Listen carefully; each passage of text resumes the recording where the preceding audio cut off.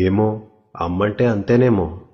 ఆ చేతికి గోరింట పూస్తే గోళ్లకు రంగులద్ది వేళ్లతో సరసమాడే భార్య నుండి పాపకి గుచ్చుకుందని గాజులన్నా వెయ్యని బోసి చేతులు ఆడదెప్పుడైందో. పడుచుకళ్ల చూపులు పొడిచేస్తుంటే సిగ్గుతో సర్దుకుని మురిసిపోయే కుర్రది. పరాయి మగవాళ్ల మధ్య పట్టించుకోకుండా కొంగుని కప్పి ఆకలి తీర్చే తల్లెప్పుడైందో.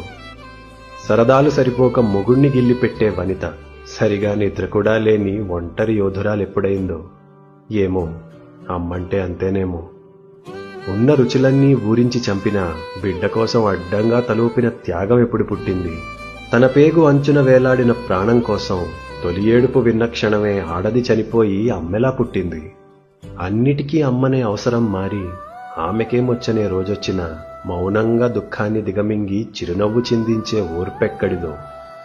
కన్నీళ్లతో పాటు కర్తవ్యాన్ని ఇచ్చి కళ్ళొత్తుకుని బిడ్డని సాగనంపిన మనవలిని ముద్దాడి అమ్మకే అమ్మయ్యి అండగా ఉండేటి బలమెక్కడిదో. 7 పదుల వయసు మీద పడినా, చిక్కిన చేతులు ముడతపడినా, ఆకలిగా కొడుకొస్తే బువ్వ పెడదామని గుమ్మంకేసి చూసే జాలెక్కడిదో.